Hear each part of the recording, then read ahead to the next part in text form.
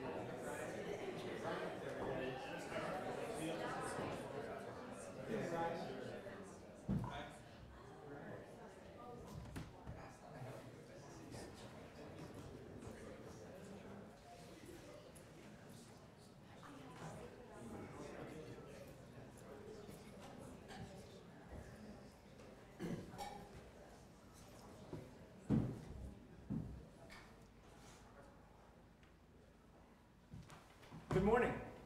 My name is Paul Litton. I'm the Associate Dean for Research. Here it's my privilege to welcome you all to the University of Missouri School of Law and to the Missouri Law Review Symposium on Evaluating Nudge, a Decade of Libertarian Paternalism. I'm extremely excited for today's program. It's a fascinating and practically important topic. We have an incredible lineup of speakers. The Missouri Law Review has been putting on symposia since 2004. Many excellent symposia, and I am sure that today is going to be one of the best. That first symposia in 2004 actually addressed interdisciplinary perspectives on fear and our perceptions of risk in times of democratic crisis. 9/11 had just happened a few years earlier.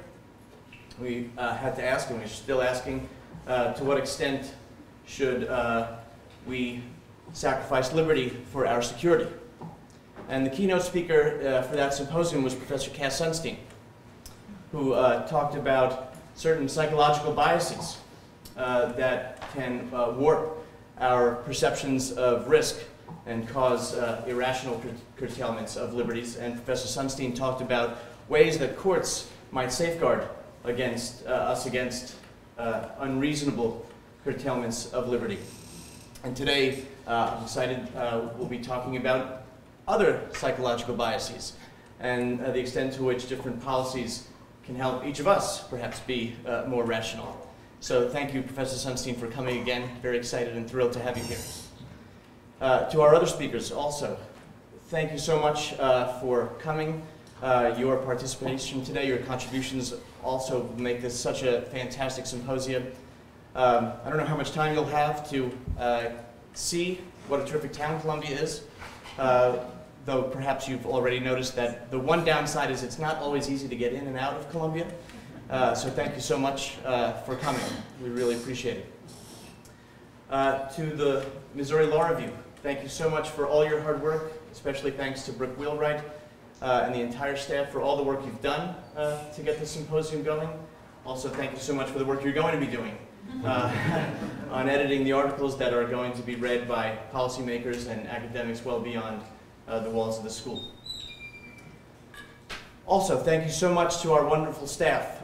Casey Baker, Robin Nichols have also worked very hard to get to make today happen. Thanks so much to them and to our IT staff. I want to make sure I'm not forgetting anybody. Last but not least, I'd like to thank my colleague, Tom Lambert. Tom has been thinking about issues related to today for a long time, and he's been thinking about putting on this sort of program for a while. He's also writing a book right on topic that I've started to read, which is fantastic, on how regulators should go about regulating as to maximize social welfare. And today we are certainly all beneficiaries of his vision for the symposium and all the hard work he's put into it as well. So please join me in both thanking Professor Lambert and welcome him to the program.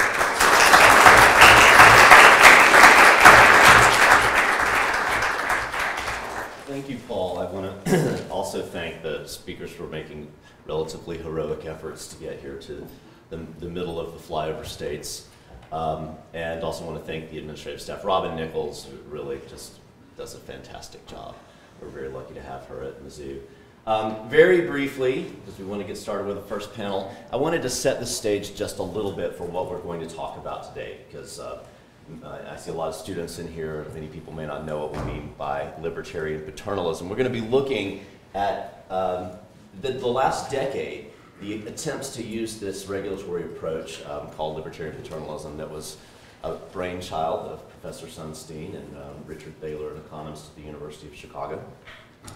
So what exactly is it? Well, I think the starting point is the economics classroom. And if you've taken an economics course, you've probably met at some point a student that I'll refer to as gadfly. And gadfly is the bane of every economics professor's existence. The professor's up in the front of the room explaining how if property rights are defined and enforceable and transferable, all these wonderful things will happen. Why we should do A in order to encourage B, and why we should not do X because people will just do Y. And gadfly's hand continually shoots up. And he says, well, wait a minute, you're assuming that people are rational, but people aren't rational. And the economics professor has typically responded to gadfly by saying something like, well, yes, Mr. Gadfly, you're right, people are often irrational, they often act irrationally, but most people act rationally most of the time. And we can't really build a theory of human behavior if we just sort of assume that people dart around aimlessly. So we can assume rational behavior, rational choice for purposes of building a model and predicting what people will do. Well, it seems to me that both the professor and gadfly have a point. Gadfly has a point that people often act irrationally, and the professor has a point that people act rationally most of the time, and we need some sort of predictive theory of human behavior, or economics just might as well close up shop.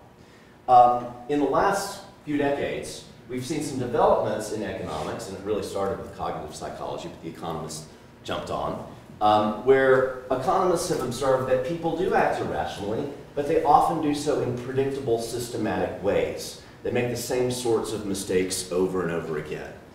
And so we can build a predictive theory of human behavior that's not based on rational choice. This is the so-called behavioral economics. So Professor Sunstein's co-author on the Nudge book, Richard Thaler, has written a fantastic book called Misbehaving, where he lays out the history of behavioral economics. I highly recommend it. It's a very, very good read. Behavioral economists observed lots of departures from rationality. These departures are often lumped into 3 categories: imperfect optimization. We just don't have the cognitive abilities to process all the information in front of us. We use mental shortcuts, and that sometimes leads to us not allocating our resources to their highest and best ends because we just cognitively can't do it. Second thing that they point to is bounded self-control. Even if we can figure out what's the highest and best ends of our resources, what path we should go down in order to maximize our personal welfare, we lack the will to do it. We're volitionally constrained. Third, they point out that, economists have assumed that we come to a decision with our preferences already formed, and the context of the decision doesn't really influence our preferences. Those are already set. Behavioralists have pointed out that our preferences and our values might change depending on the context in which a decision is presented to us. So all of these things suggest, the rational choice model of human behavior paints this picture of humans as something like Superman. The behavioralists have said, no, people aren't so much like Superman, they are instead a little bit more like Ralph Hinckley. Now, if anybody knows who Ralph Hinckley is, I'm going to be so excited. A favorite television show of mine from childhood was called The Greatest American Hero. And there was this hapless superhero named Ralph Hinckley who had some pretty amazing powers, but he couldn't control them. He made lots of mistakes, the same sorts of mistakes over and over again. He was powerful, but he really needed help. So the behavioralists say, well, no, we're kind of more like that. The question then arises, what, if anything, should the government do about that? Should the government help us make good decisions since we're not really constituted to do so? Well, we've got several options here. One approach would be paternalism.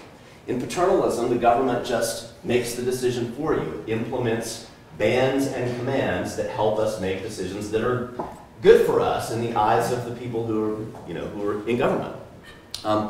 Lots of problems with paternalism, and we have some in our society, but we have generally eschewed paternalism in Western liberal societies. Several reasons for that. One is what economists would call the Hayekian knowledge problem. The regulators don't have the information that they need, and they couldn't even process it even if they had it, to make decisions for people in particular contexts. Another problem is something we might call public choice concerns. And that emphasizes the fact that when you have a government that bans and commands things, that power can be misused by special interests to get benefits for themselves in a way that reduces overall social welfare.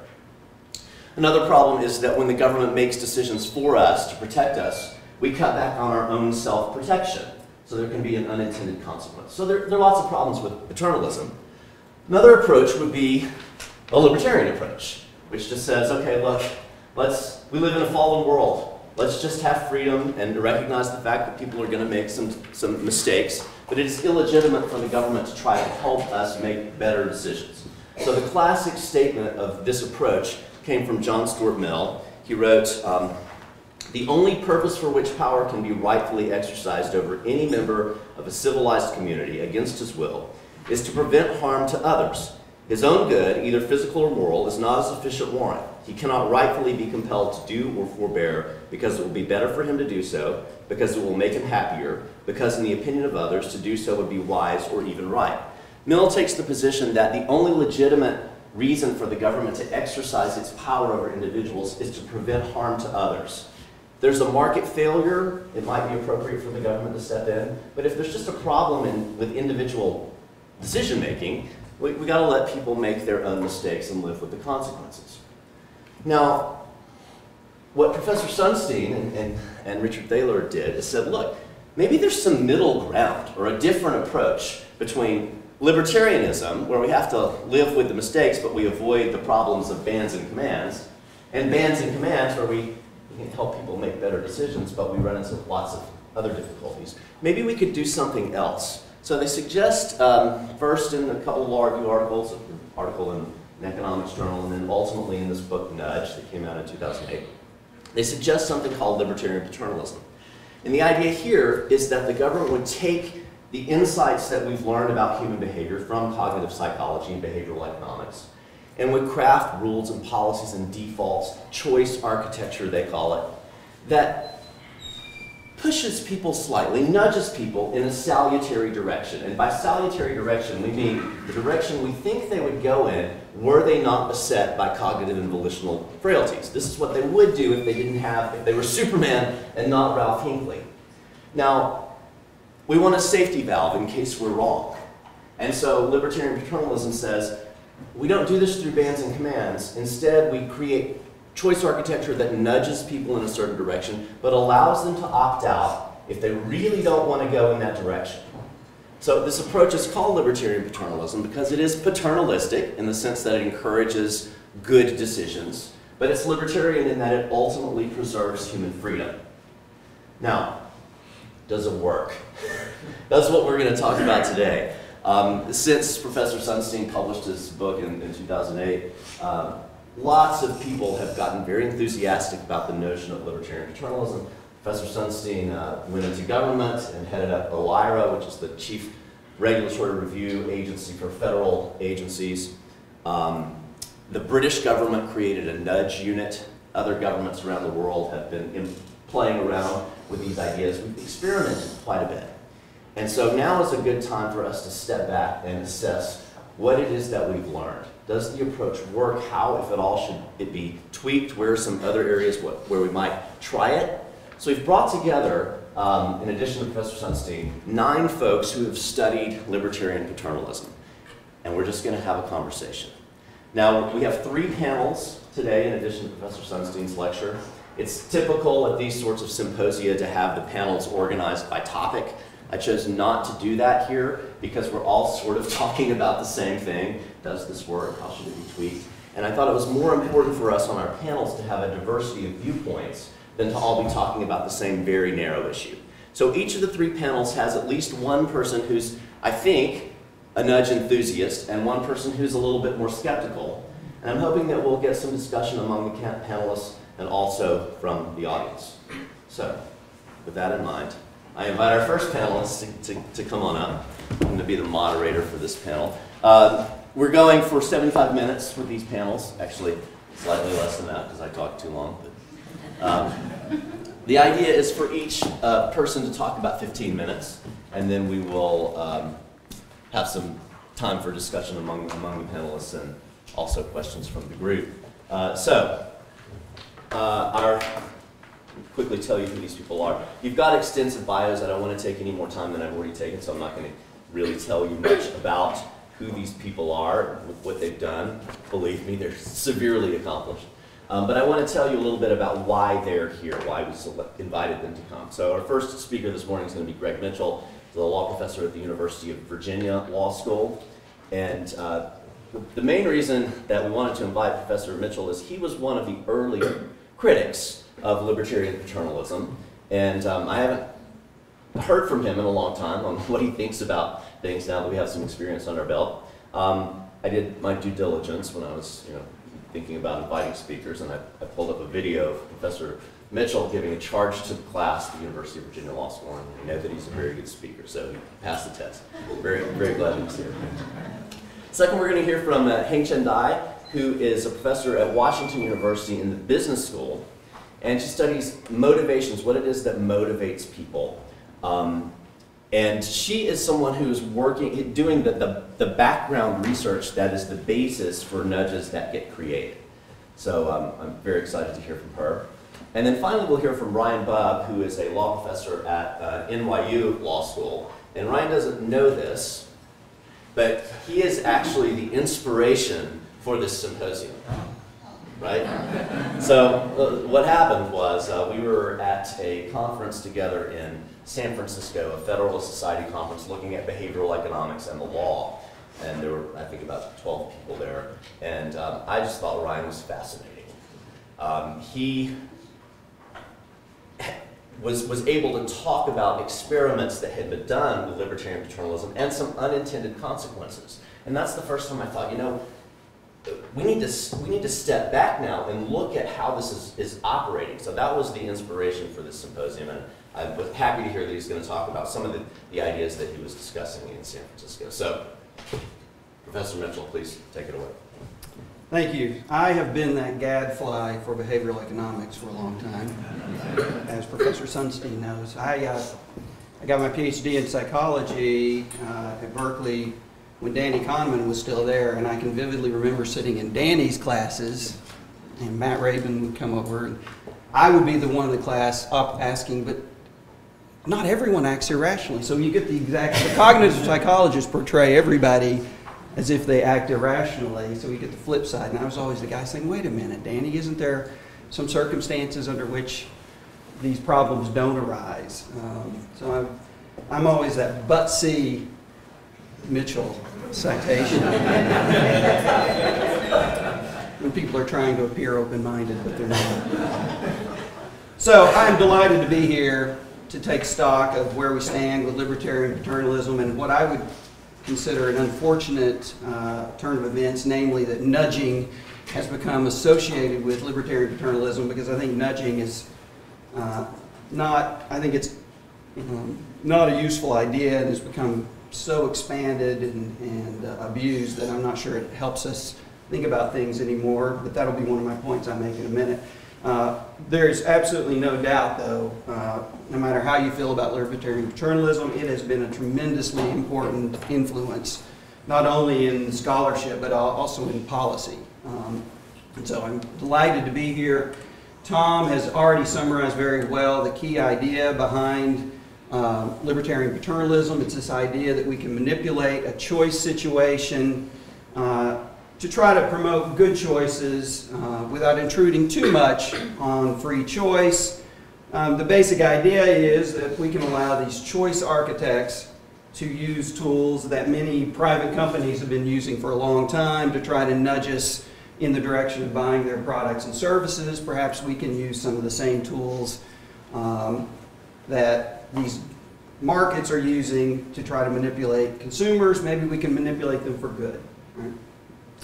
I want to make just two key points in the brief remarks I have, and I'll try to stick to my time period.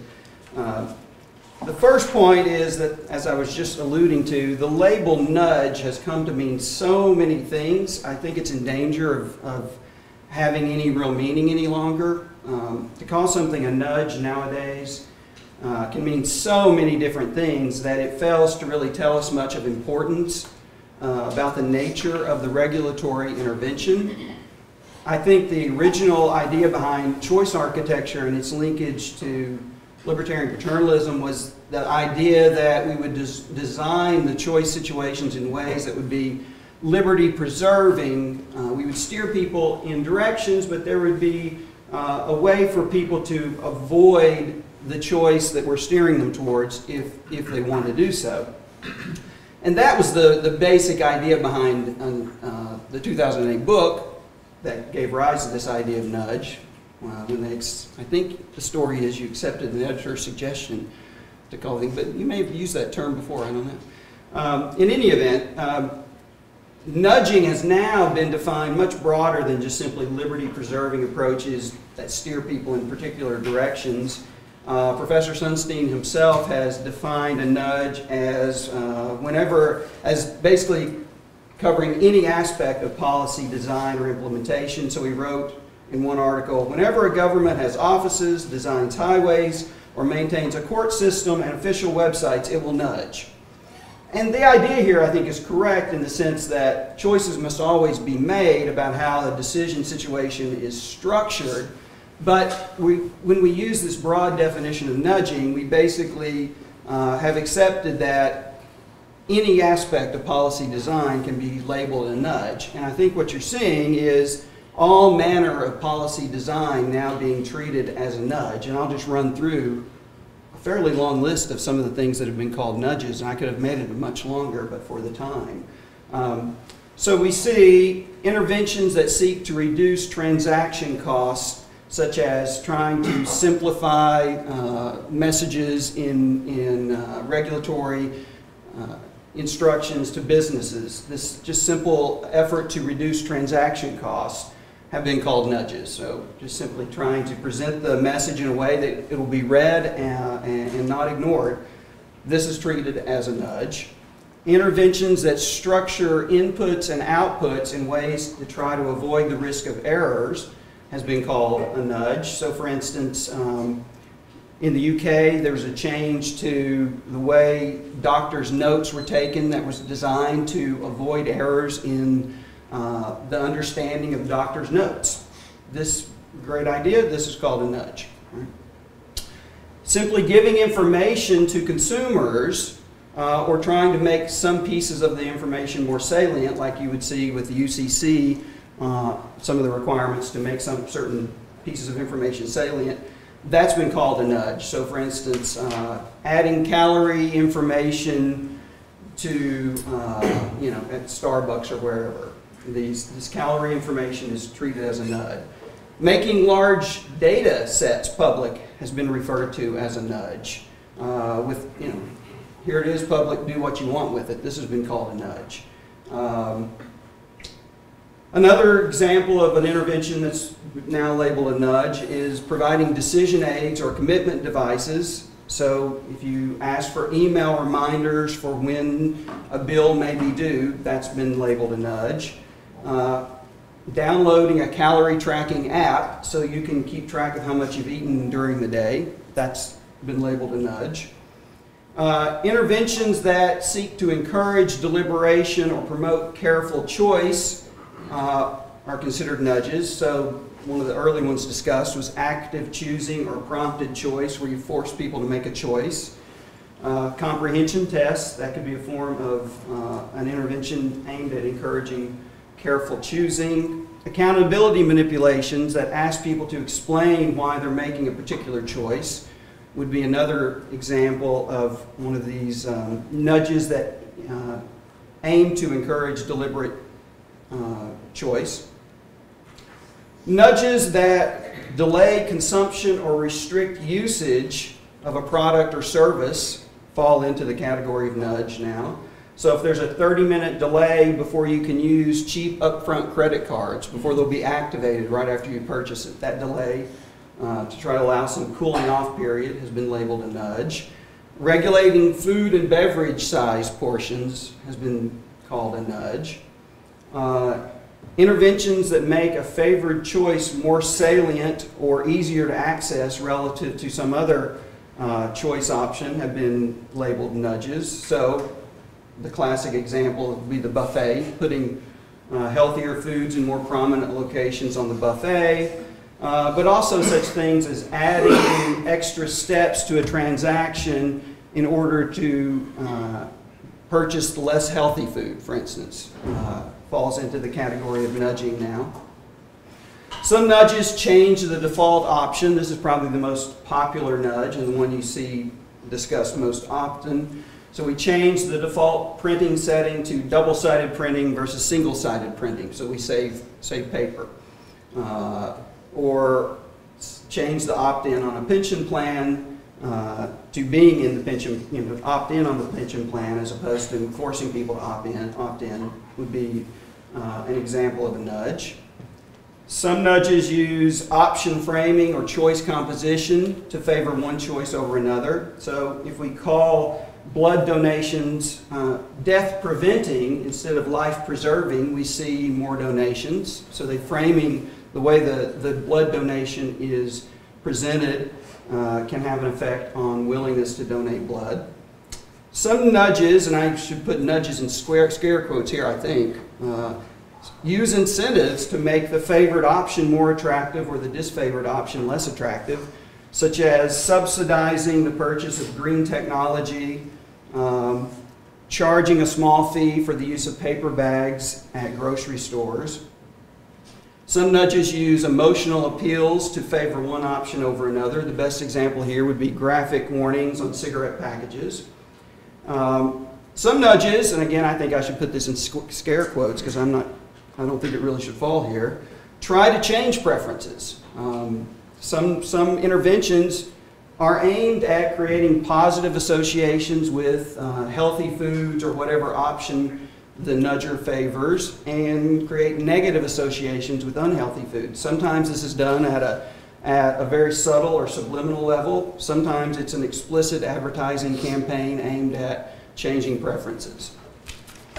So what we see nowadays are interventions that are simply aimed at rational persuasion and may have nothing to do with the immediate choice situation, fall under the heading of nudge.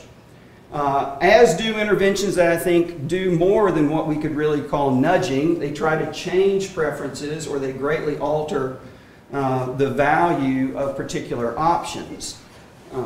So nowadays, given the diversity of nudges, I think it just makes little sense to critique the whole category of nudges, because they differ, these various nudges differ so greatly in their effects and justifications that it really makes no sense to treat all nudges as one. Likewise, it makes no sense to value all nudges, because each nudge needs to be taken on its own term, and this is a point I know Professor Sunstein has emphasized in some of his responses to critics, and I think he's absolutely correct. We need to start drawing distinctions among the many things that are now called nudges to examine whether a particular nudge is warranted or not. So as other people speak today, I hope that we'll get specific about what we're talking about and not just talk in broad terms about all nudges or being good or bad, because I don't think that's a fair portrayal. I mean, in some ways, Sunstein and Thaler are just victims of their success, right? I mean, nudging has caught on, but now I think things are being put in that category that it's hard to justify under any understanding of what a nudge is. That point leads to my second point, where I'm going to try now to start drawing some distinctions between these nudges, and I'll try to do it in about 5 minutes. Am I okay? All right. In my view, very few nudges should be deemed liberty-preserving interventions for someone who is committed to libertarian principles. No doubt, I think many nudges can be defended on non-libertarian grounds, but only the subset of nudges that I will call choice-independent nudges. Some people have called System 2 nudges, although I think choice-independent nudges is a little broader than what some people call System 2 nudges. Only choice-independent nudges can be defended from a libertarian perspective or from a perspective of consumer sovereignty, under which the consumer is deemed best situated to determine what is in his or her best interest. If a nudge is designed to help the chooser make the choice that would have been made absent mistakes or irrationalities, then that nudge should not be objectionable to libertarian. And these are the nudges I'm calling choice-independent nudges. The things I mentioned that would fall in that category would be those nudges that seek to promote rational choice, like active choosing, accountability manipulations, providing information that a rational person might want to know in making a decision. There are a variety of what I call choice-independent nudges, and I think they should present no problems to libertarians. In fact, they should be welcome. There is some slight intrusion on personal liberty when we are pushing people to be more careful in their choice, but these choice-independent nudges overcome the main objection to nudging, that is, that someone else's preferences are being substituted for the chooser's own preferences. So I don't think that what I'm calling choice-independent nudges should be problematic at all. In fact, I think these are the nudges that should be called libertarian nudges. There are many nudges that don't fall in this category. These are the nudges I would say are choice-dependent nudges. These are nudges that try to steer the chooser in a particular direction. The most common and most popular example of that would, of course, be the default option nudge, where we set the default to a position that we think would be best for the choosers, on the assumption that at least many choosers will, through inertia, stick with that default option, and welfare will be improved by their sticking with that option. These choice-dependent nudges try to structure the choice situation in a way that favors the nudger's preference and tries to favor that preference by taking advantage of cognitive or motivational biases in the choosers.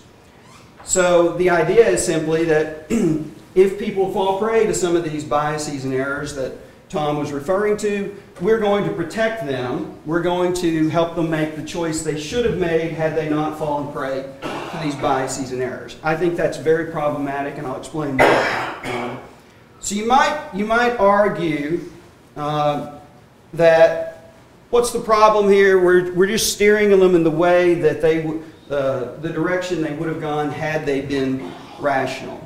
Now, the problem with that is if you look at these choice-dependent nudges, there's rarely any effort at all to try to decide what any individual chooser would have done had she or he been rational. Instead, what is done is simply some objective conception of welfare is supplied. I mean, it is basically paternalism, right? There's some idea that if people don't make the choice rationally, this is what we think they should do. We're going to supply that preference for them.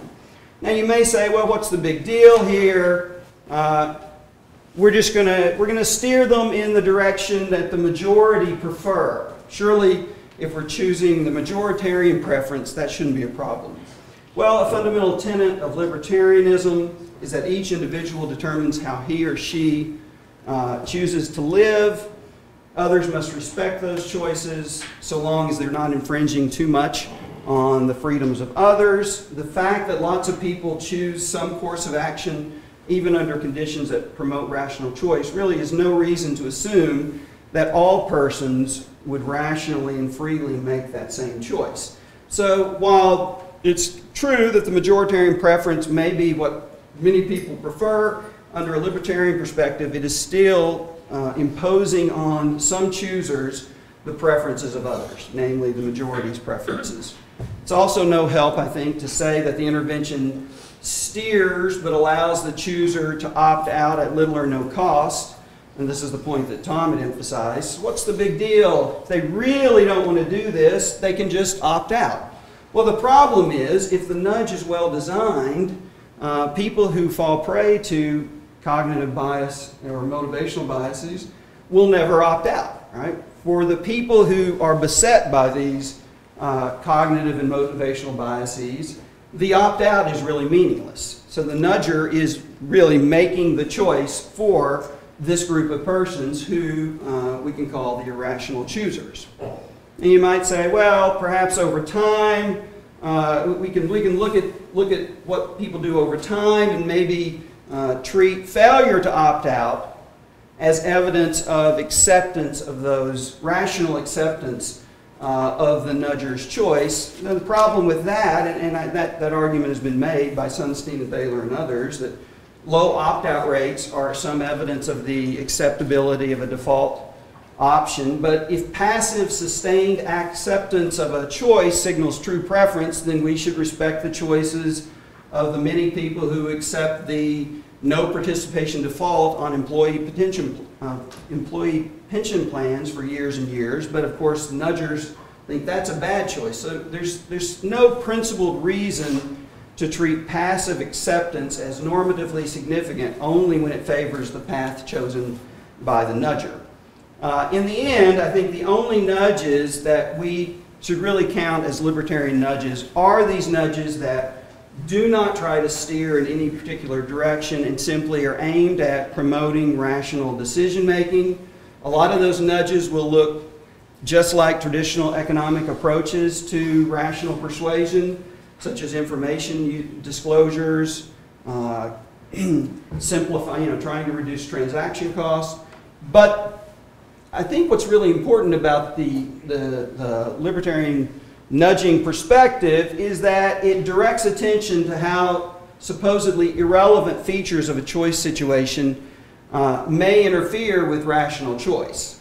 So it changes our perspective on what should count as a transaction cost or what might cause people to make choices, make mistakes during their choices. So I think the libertarian nudge perspective is extremely useful because it's basically just a behaviorally informed perspective on the circumstances that promote rational choice.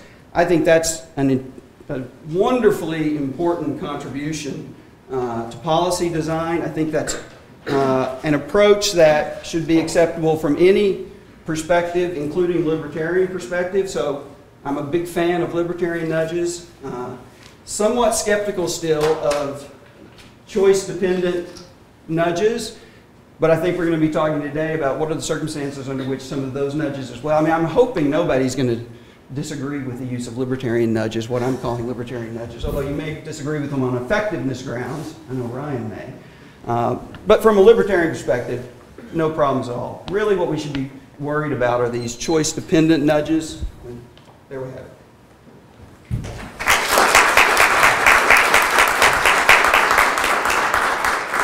We'll next hear from Hengchen Dai.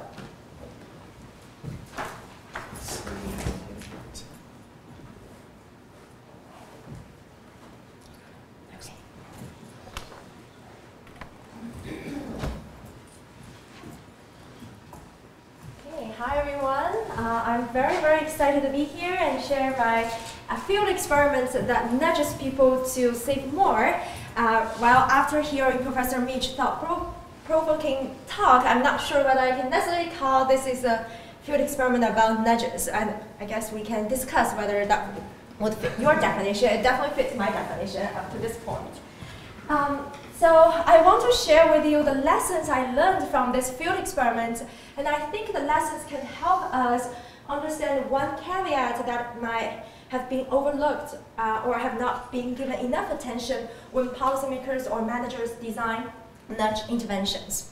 Okay?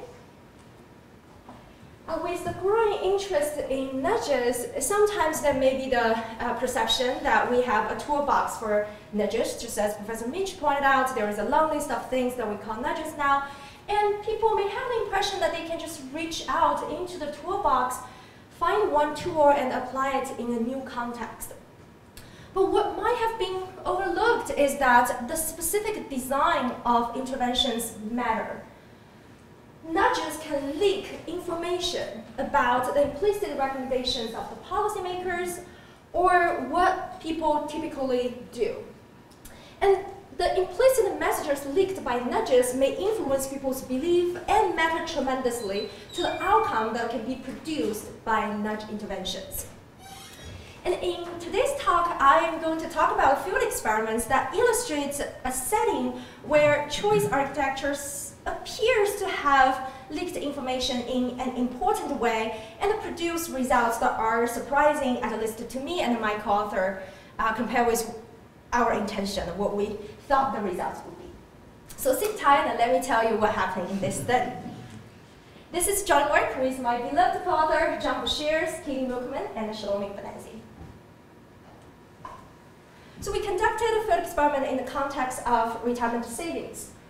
The savings policy have been a very important testing ground for nudge interventions.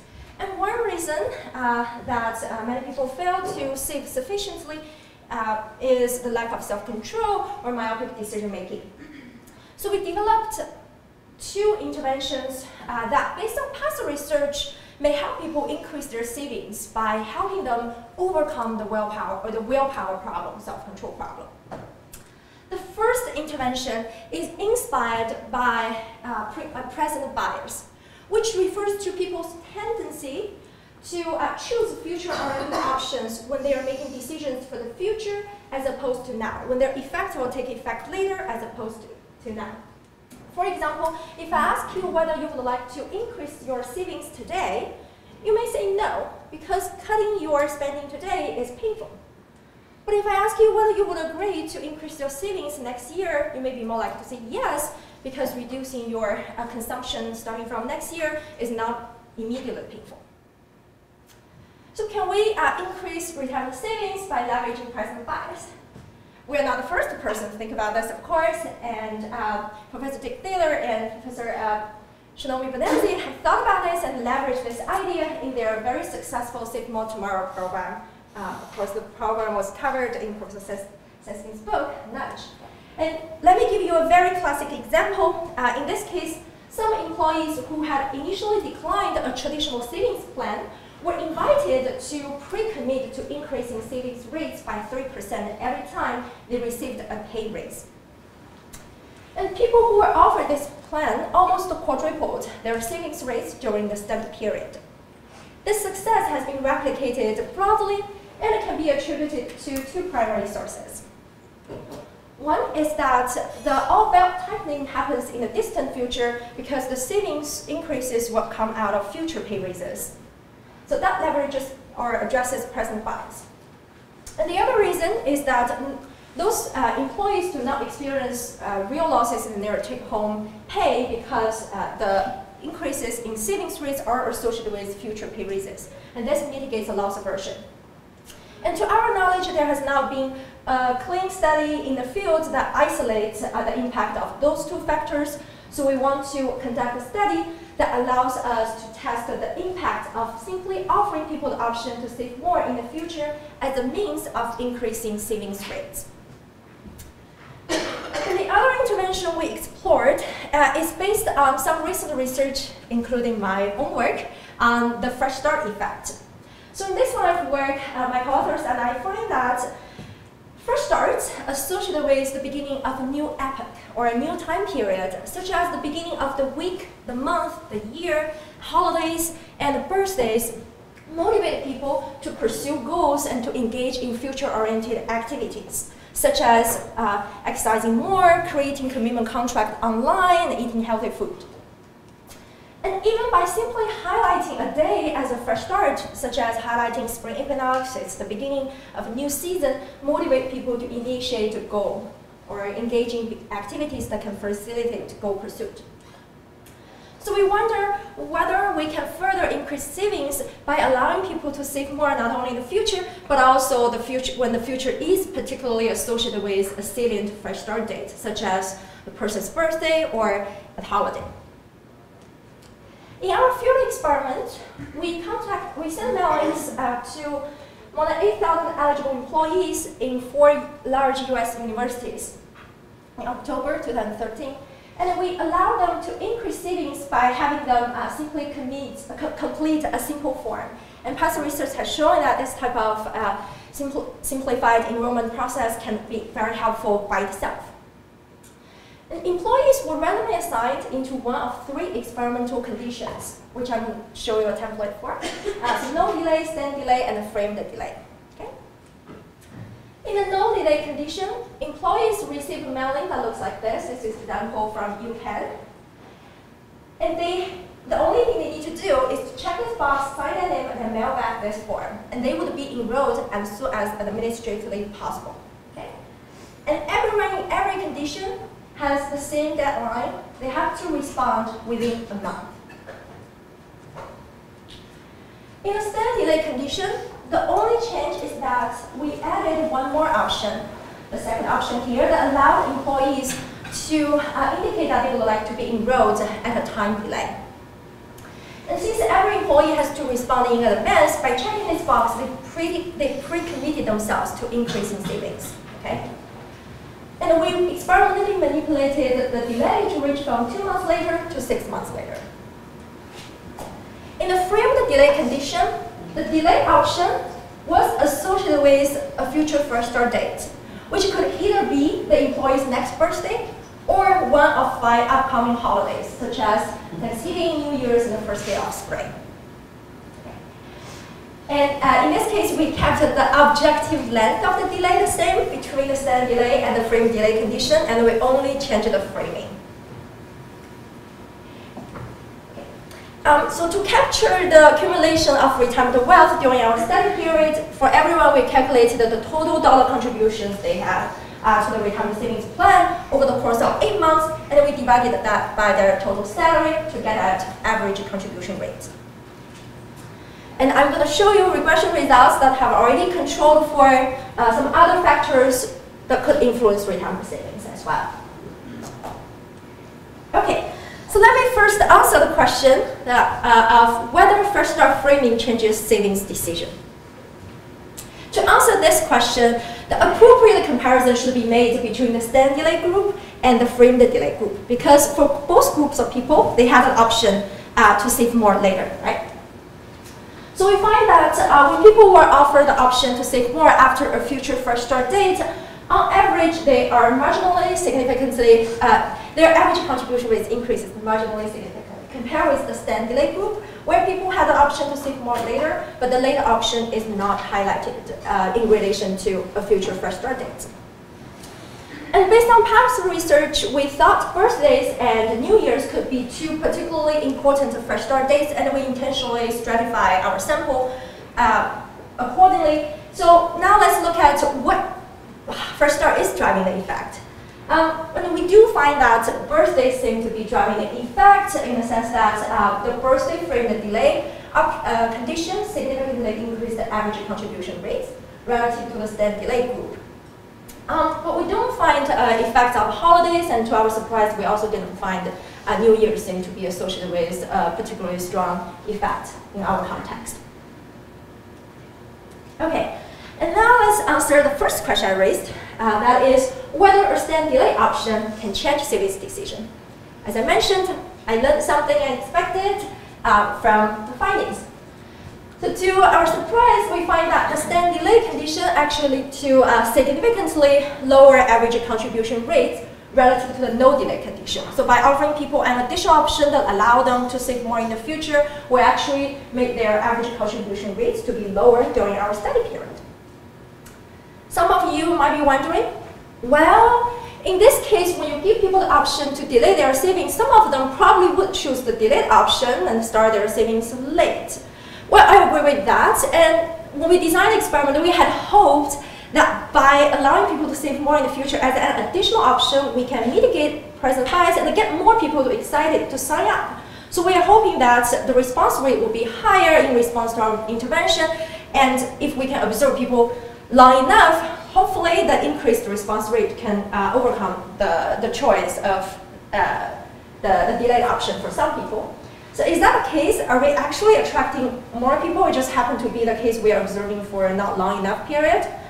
But it's actually not the case when we look at the number of people who actually responded to our mailings and actually sign up in response to our interventions. So for both conditions, the likelihood of people increasing their savings during our study period, savings rates, are basically same. If anything, the stand delay group seem to have decreased directionally, the likelihood of people respond. So what is going on here? Based on past research on present bias, we had hoped that the response rate would be higher. So we thought very carefully after we see the results, and then we realized there are two counteracting forces here. So on one hand, when we allow people to save more in the future, this option can mitigate present bias, and that should increase response rate. But on the other hand, past research has suggested that nudge interventions such as default leak information about what policymakers suggest or what other people typically do. And in our case, it is possible that the presence of a default option signals to employees that their employer is not urgently recommending increasing retirement savings rates. Otherwise, why on earth would they present the alternative delayed option? Why not just urge everyone to save more now immediately? So there might be an information leakage story here. So we moved to the lab context to examine our hypothesis about information leakage. And in particular, we realized that as the classic example of Save More Tomorrow I just told you about, they actually approached the employees after they initially declined their traditional savings plan. And then they offered the Save More Tomorrow program. So in that case, it actually tells a different story. They actually signals their employee really cares about retirement savings. Okay, so in this experiment, which I'm going to go through relatively quickly, participants online were asked to imagine that an HR department at a company was considering sending 2 different mailings about its retirement savings program. And participants were asked to review 2 mailings side by side, and they saw one of 3 pairs of mailings. They compared stand delay versus no delay, or they compared no delay versus 2-stage delay mailing, which I'm going to show in a moment, and modified based on Save More Tomorrow program. Or they compared stand delay mailing with a 2-stage delay mailing. Okay, so the no delay mailing was a simplified version of the no delay mailing used in my field experiment. People could choose to save more right away. The stand delay mailing was also a simplified version of the stand delay mailing in my field experiment. People could choose between save more now or save more in 6 months. And the 2-stage delay mailing, by definition, has 2 stages. The first stage is the same as the no delay mailing, But if employees do not respond immediately, they would be contacted and receive the follow-up mailing that allow them to save more in 6 months. Okay, so this was modified based on the classic example of the Save More Tomorrow program. And then we asked participants to first read the HR department's implicit recommendation. I apologize for the small font, but basically people rate which of the 2 mailings they were asked to compare signal the HR department's stronger recommendation to save. And they also make a prediction about which of the 2 mailings could lead to greater contributions over the course of the next 8 months. Okay, so basically we're asking them to predict the results of field experiment. Okay, so for this graph, we structure it such that the higher number indicates that the no delay mailing conveys a stronger recommendation to save than the stand delay mailing. Okay. And consistent with our information leakage speculation, we find that no delay mailing was viewed as conveying stronger recommendation to save than the stand delay mailing. That is, when there is a presence of the delay option, people seem to think it conveys weaker recommendation compared with there is no delay option. Furthermore, participants predicted that the no delay mailing would lead to lower contributions rates than the stand delay. The no delay mailing would lead to more contributions than the stand delay mailing. So clearly, they were able to predict the results that we did not anticipate, which makes me feel really bad.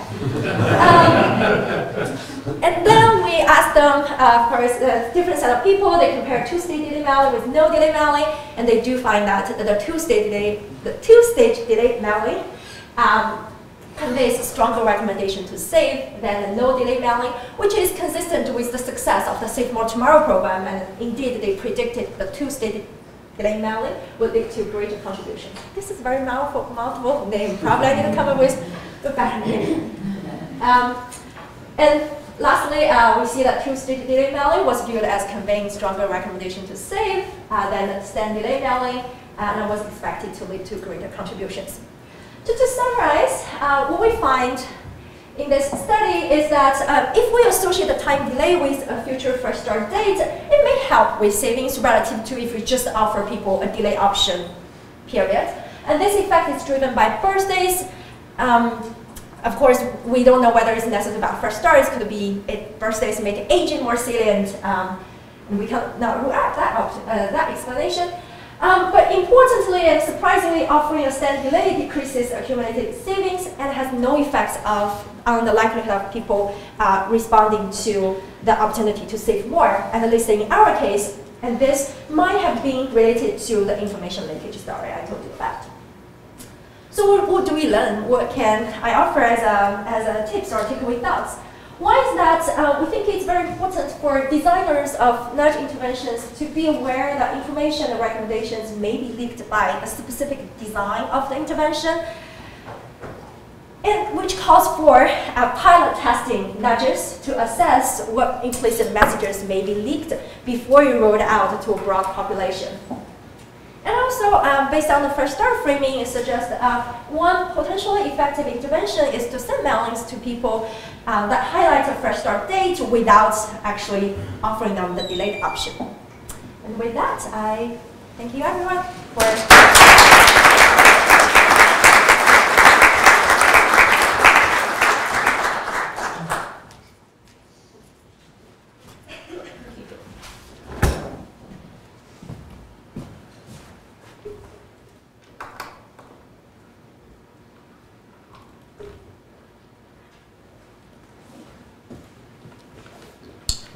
Okay, thanks so much, Tom, for having me. I'm flattered that I was, in part the inspiration for this. I remember that conference well. It was 11 versus 1 was my interpretation. It was my experience of it. It was a ton of fun. I got to talk a lot because I was the only one defending behaviorally informed regulation, and I love to talk. So it was a lot of fun.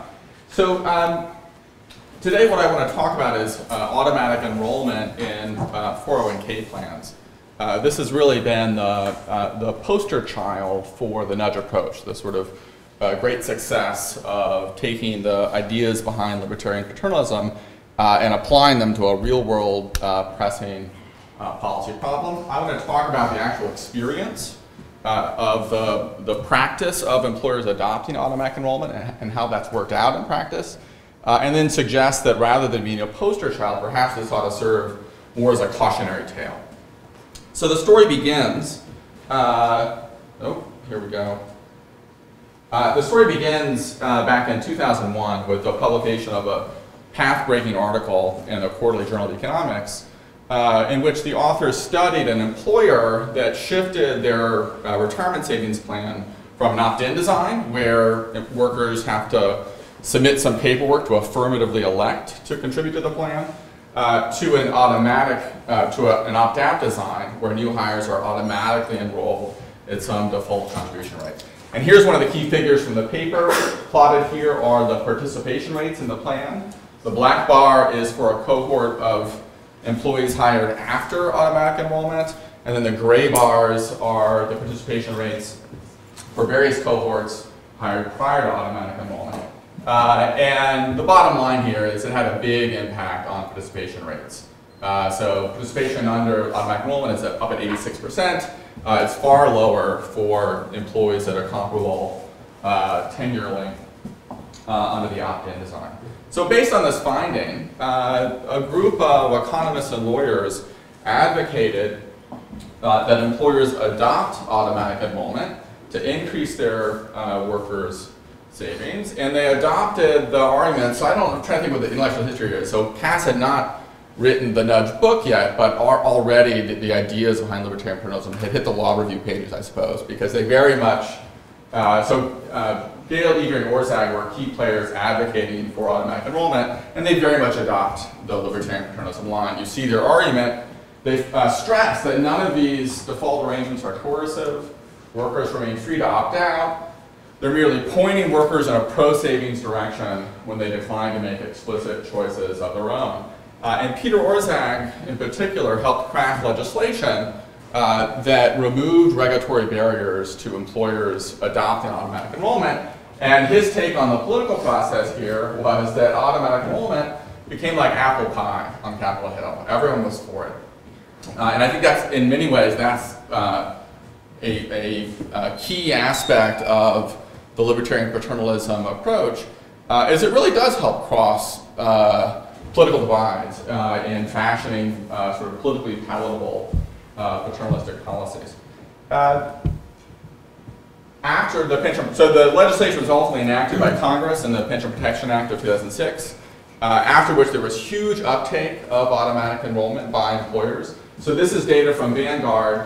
So this is the percentage of Vanguard administered plans that use automatic enrollment. Sorry, the font's so small. So it's 2005 is the first year it goes forward. And you see it just takes off. The data here ends in 2011 at about 30% of employers using automatic enrollment. It's now nearing 50%. So this is not some sort of tiny little experiment still. This is like half of large employers are using this tool. This is, has major consequences. And accordingly, it's often hailed, the Pension Protection Act in particular, and automatic enrollment more generally, is often hailed as the poster child for the potential for the nudge approach to revolutionize public policy. Here's Cass's co-author Richard Thaler and co-authors saying that they believe the Pension Protection Act is an example of good choice architecture. Peter Orszag considers it a stunning example of the success of behavioral economics in affecting public policy. So why am I the gadfly, to pick up on Tom's opening remarks? So this is a gadfly presentation I'm about to give. Why do I want to suggest that this, in fact, has not been as successful as widely thought?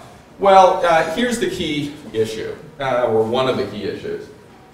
So let's go back to that original employer studied in that 2001 article and look at the data on contribution rates. Plotted here are two histograms of contribution rates. In black is the histogram of contribution rates under the prior conventional opt-in design, where you have to affirmatively elect in. And you can see there are lots of workers contributing north of 6% to the plan. Most workers contribute more than 6% to the plan. In gray, the gray bars are the histogram of contribution rates after automatic enrollment. And can anyone guess what the default contribution rate was? Turn this into a Socratic experience. No? This is often the case when you're teaching, that the students won't give the easy answer. So it's 3%, okay? So 3% was the default. And the participation rate effect of automatic enrollment can be thought of as moving a bunch of zeros, people who would not have participated, to 3%. At least they're saving something, right? That's the effect that the designers of the Pension Protection Act wanted to achieve. However, as you can see, it also drags down the savings of many people who would have opted in under a traditional opt-in design and opted in at quite high rates, 7%, 10%, 15%. But instead, when they're automatically enrolled, just stick at the default, the 3% default. So in a sense, the defaults here are too sticky. And let me go back to that quote by Gale, Avery, and Orzag and suggest, I think, a more accurate pitch for what this policy does. So I just edited with some strike-throughs and some additions in red. So it's worth stressing that these automatic or default arrangements are effectively coercive. Workers would remain free to opt out at any point, but hardly any will. Automatic 401ks point workers in a pro-saving direction when they decline to make explicit choices of their own, and point workers who would have saved more than the default in an anti-saving direction. This is the real trade-off posed by automatic enrollment at various default contribution rates. And it may well be good policy, but I think the way it was framed during the legislative process did not result in a serious evaluation of those trade-offs. So you might wonder, in practice, has the positive effect been greater than the negative effect on overall retirement savings?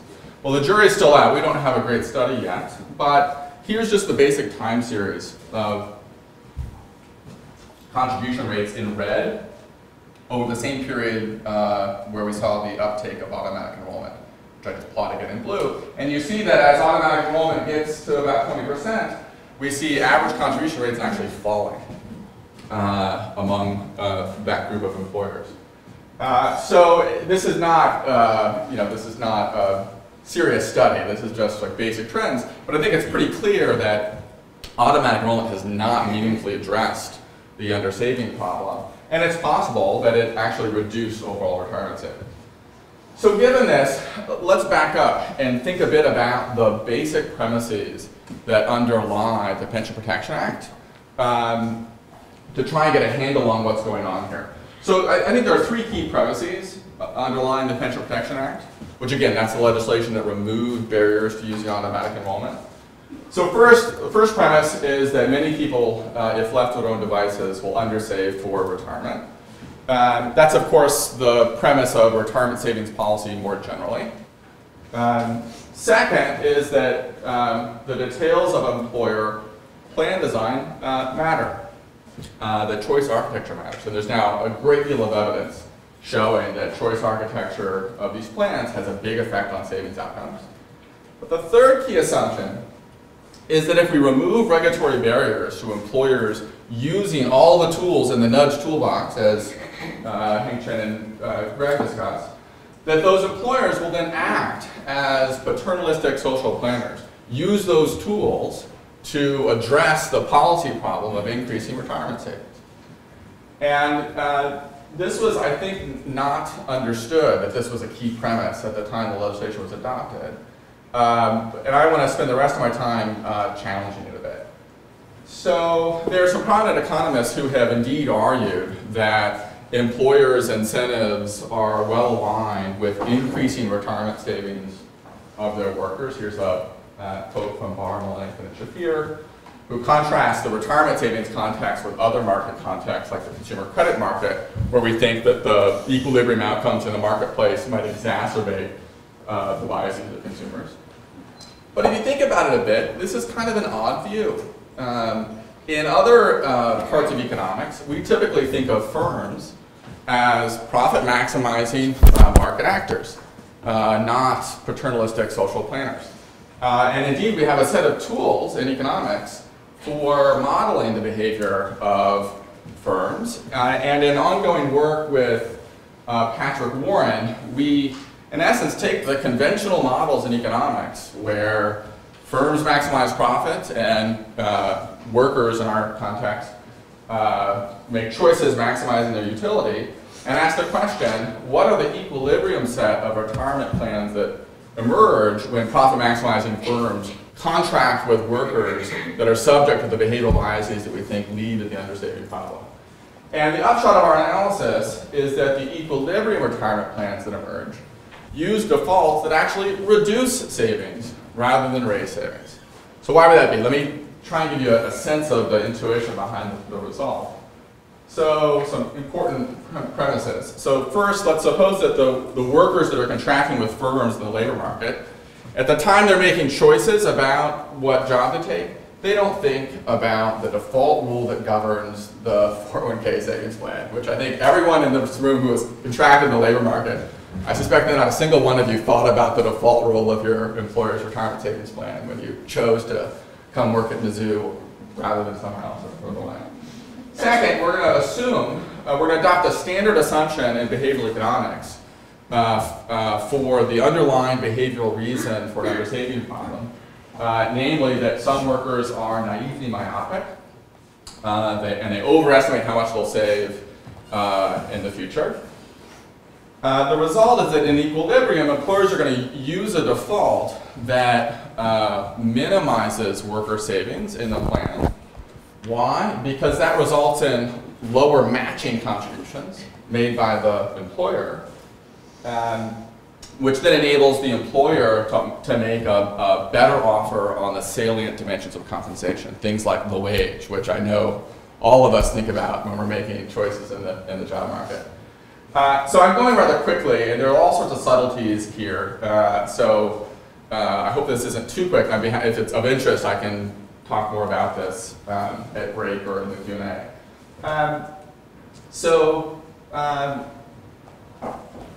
If you look at the evidence on plan design, it's largely consistent with our theory and inconsistent with a paternalistic understanding of employer plan design. So 3 key facts to mention. First, automatic enrollment plans almost always offer matching contributions. Second, they use low default contribution rates. And then third, in particular, the vast majority use a default contribution rate below the savings rate needed to get the full employer match. So most employers offer matching contributions, and they're structured so you get some match, 1 for 1, let's say, up to some cap, like 5% of your salary. But when they adopt automatic enrollment, they use a default that's below that cap. They put it down at 3%. It's hard to square that final fact with a paternalistic understanding of the use of these defaults, because it's surely the case that the vast majority of these employers, the best default for the workers would be a default that at least gets them the full match. And I should add, I forgot to add this, so it can be the case, because of that histogram I showed you of contribution rates under the 2 designs, it can be the case that an automatic enrollment plan produces lower savings than an opt-in plan. So our prediction is not that we should see opt-in plans. Our prediction is we'll see a mix of opt-in plans and automatic enrollment plans, in which we see depends on the specific savings rates of that employer, which design produces lower savings rates. Okay, I'm running out of time, so let me skip this. Well, let me just suggest that there are, I think, good, strong conceptual reasons to think that prospects for employer paternalism are pretty dim. But I want to conclude with what this teaches us more generally about the libertarian paternalism enterprise. So libertarian paternalism emphasizes that nudges preserve freedom of choice. You can always opt out. I worry that this can lull policymakers into the sense that nudges can do no harm. And they rely on this opt-out escape valve to avoid, Greg mentioned this, to avoid imposing any serious costs. People can always opt out. In fact, many nudges have powerful effects on behavior. They are effectively mandates for those who follow the nudge. But in casting them as these light touch tools, I fear the libertarian paternalism project risks leading to careless policymaking that can actually have counterproductive results. Let me say one final thing, which was I thought of in response to Greg's talk. So one of Greg's points was that we ought to narrow the conception of nudges to a narrower set of things that that respect libertarian values as Greg sees it. Let me suggest the opposite. I think what we ought to do is broaden the conception of the set of policy tools we're thinking about. So I prefer the term choice architecture to the term nudge. I think, you know, one of Cass's great contributions was introducing this idea of choice architecture. But I think we ought to include in the concept of choice architecture not just choice preserving regulatory tools, but also incentives, things that put real economic incentives on different choices, mandates, you know, tools that change the scope allowed for choice. And if we think of all these tools together, I think one thing that'll do is it'll help us avoid making this mistake. Because we'll see that just like mandatory policy tools pose trade-offs, the very same trade-offs are posed by most nudgers, and we'll take those trade-offs more seriously in policymaking. Thanks.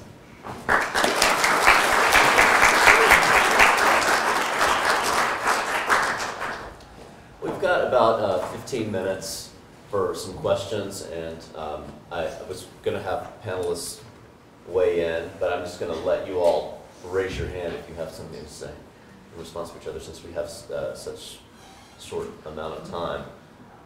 So there's questions for these folks or comments. Yes, Professor Laney. Thanks.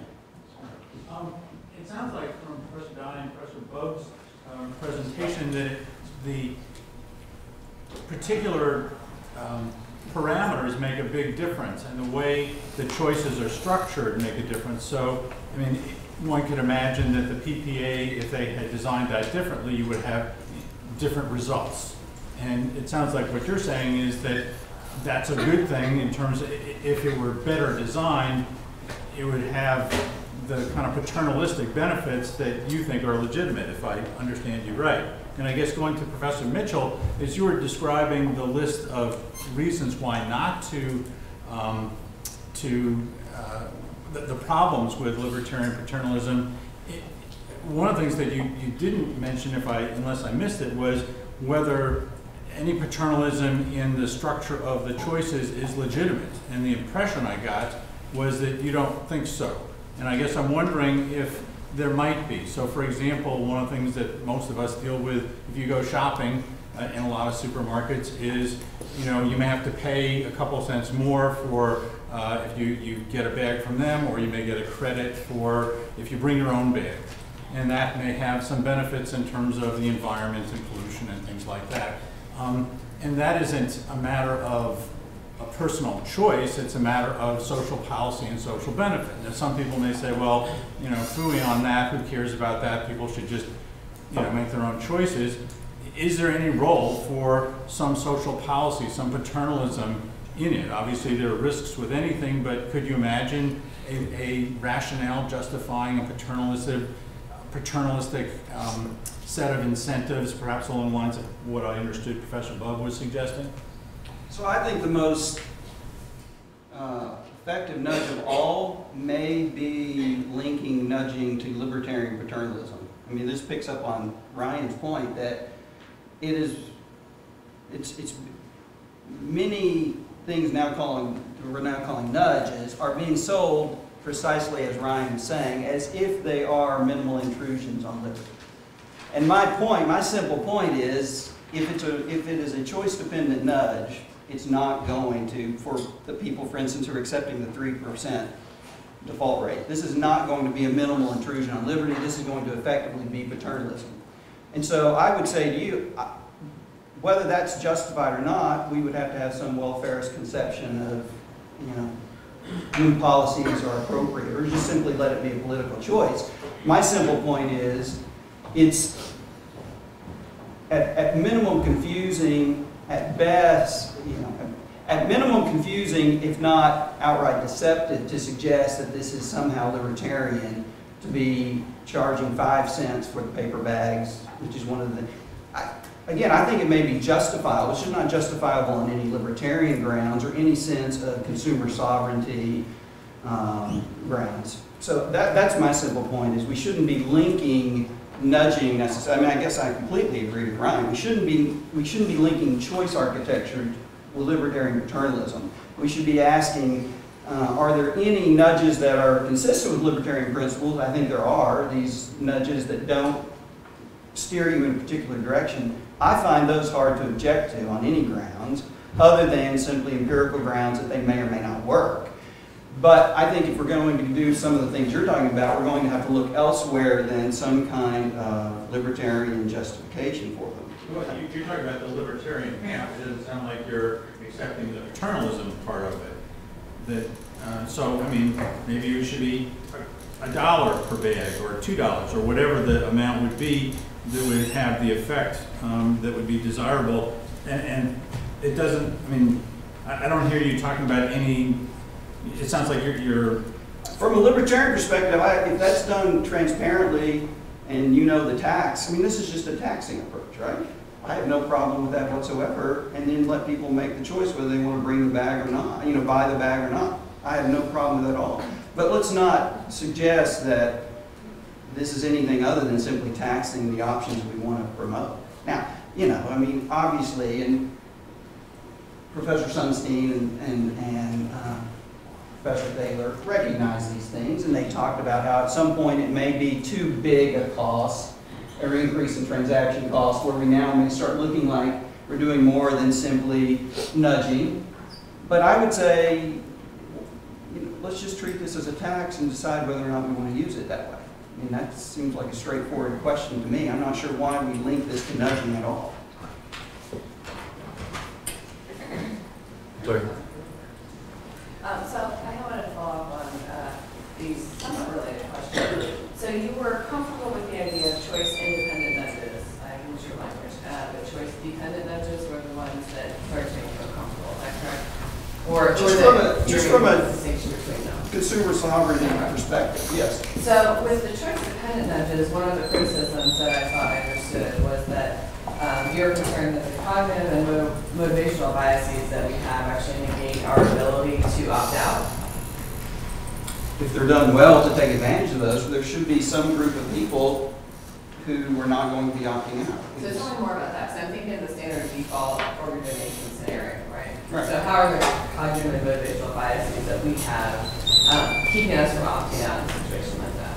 You simply accept, it's just, we're assuming that the choice is sticky. I'm not saying that it's not, that it's some, you know, in some level, if they act rationally and think about the future costs and benefits, they would not change and opt in or you know, change whatever choice. The point is that the choice architect is assuming that there's a large group of people who are not rationally calculating whether or not they should be an organ donor or not. And so whatever choice, well, let me speak for you, but the idea is that whatever choice we offer them, they're going to stick with through simple inertia, not through any kind of deliberate, rational choice. And so for those people, my point is simply, there's really no, it's not a nudge, it's just simply paternalism.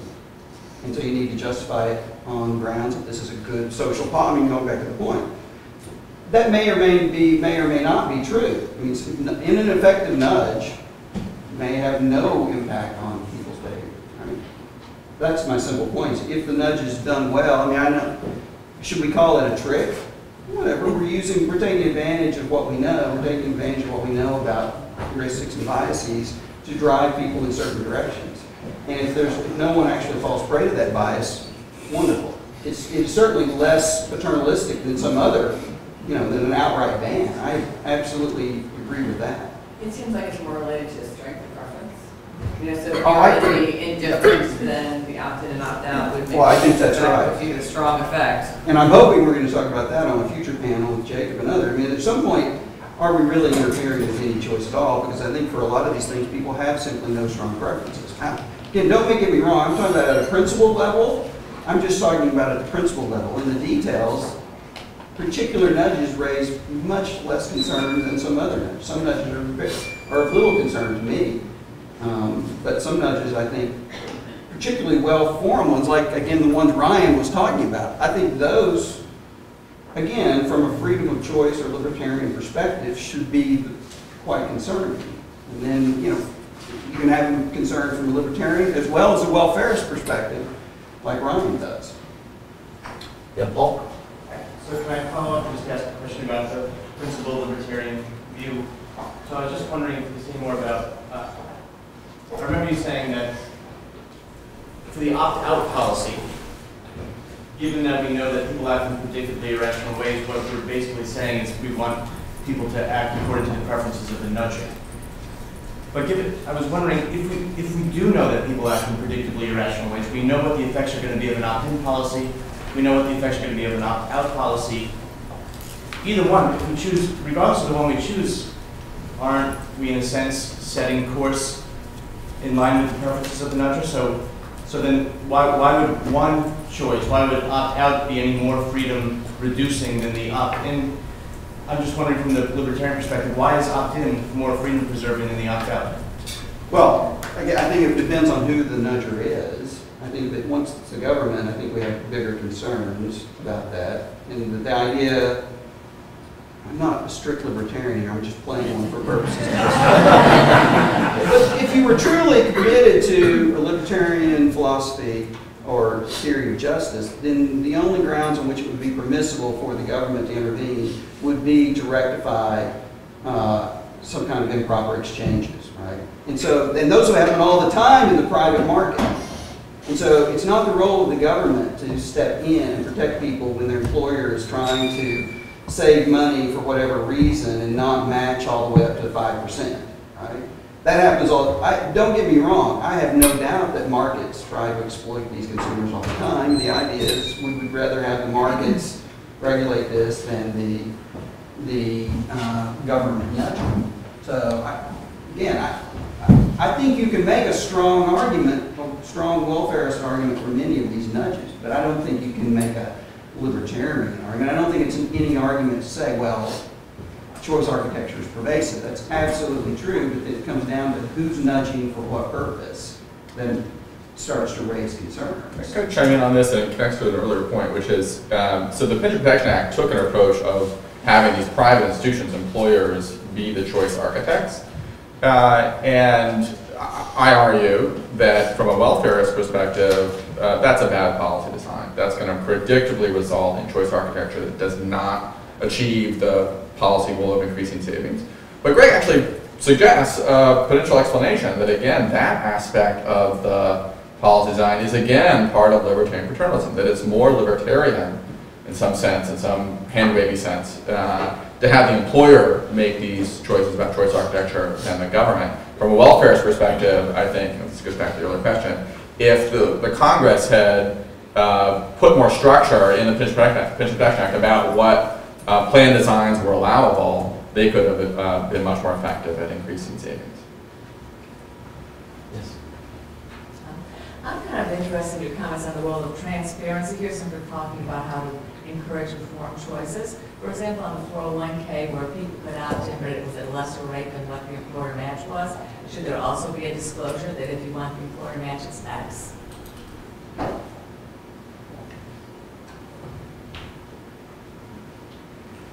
Yeah, there could be. So, and indeed, so it'd be interesting that, so someone ought to do a study of the paperwork that employers use, you know, their HR paperwork where you do the enrollment.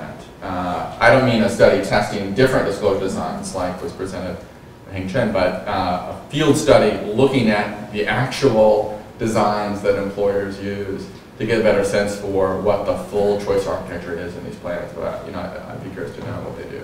Yeah, I think there's also, so in my case actually, I did use a default, so everyone is defaulted into a certain investment vehicle because we want to simplify the sign process. So I think by being more transparent and tell people what would be recommended based on social norm, I think that would be helpful. But on the other hand, you need to pay attention to whether you're making the sign process more cognitive complex by telling people what you want them to do, what are the options that would be recommended, then that may also counterbalance and cancel out some of the benefits we're hoping to promote. So I think in general, pre-testing would be good. That's something I'm really advocating with the findings I find is pre-testing to figure out what would be the complexity level you want if you add more transparency and recommendation in the simple sign-up process.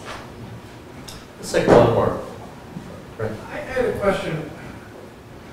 I think I understood the distinction that you were trying to make between sort of, libertarian nudges and those which would run contrary to libertarian thinking. Let's just call them paternalistic nudges. Cool. What I was having a little trouble understanding is, can you give us some examples of nudges that would be acceptable to you? Because what I was kind of deriving was the notion that any nudge that would actually be effective, actually change people's behavior, would be unacceptable. No, that's not my view. And I'm sorry because I raced through some of this because of the timing. If you look at what's being done, there are a number of what I would call libertarian nudges that are aimed at encouraging people to reflect on the information they may want to take into account without steering them in a particular direction. Interventions that cause them to think about why they're doing what they do. I don't know if Victoria's in. She's gave me a great example last night of when that was being used with some doctors, I think. I hope I'm not stealing your thunder here on this one. But I think it's a perfect example, I'm sorry, of what I'm calling a libertarian. So I think if they want to prescribe certain medicines, some institutions now are saying, you're doing this opioid or whatever, right? You need to give a justification for that. It just prompts people. It's a form of, it's a version of active choosing. I would call it a form of procedural accountability, which you have to articulate why you're using this, or why are you using a you can imagine an insurance company saying, justify using the name brand instead of the generic. And it's simply there so that you're not making some just automatic choice, unreflective choice. It's there to encourage them to justify. So one of the best mechanisms for avoiding cognitive biases is to hold people accountable. Tell us why you're doing that, and that simple process can cause them to make better choices for them. And the point is, they're not saying you have to favor any particular direction. You just have to tell us why you're doing what you're doing. Let me chime in again. So I disagree with Greg, I think, about the usefulness of this distinction. Well, let me put it this way. I'm no libertarian. I'm a consequentialist through and through. But it seems to me that a policy that makes people articulate the reasons for their choices, to process the choice carefully, that seems like it's infringing on liberty in a pretty substantial way. I agree with that. I think it does at some point. There's some who don't, like just simply sharing information. And I, one way, place that leads me is to think, look, whether something's libertarian or not, it's just not that helpful. We should all be consequentialists and just think about the consequences that follow from alternative policy options and choose the best consequences. All right. There are some consequentialist libertarians. Oh, man. Rule your law. So, we can talk about that over coffee and bagels. We'll reconvene in about 12 minutes.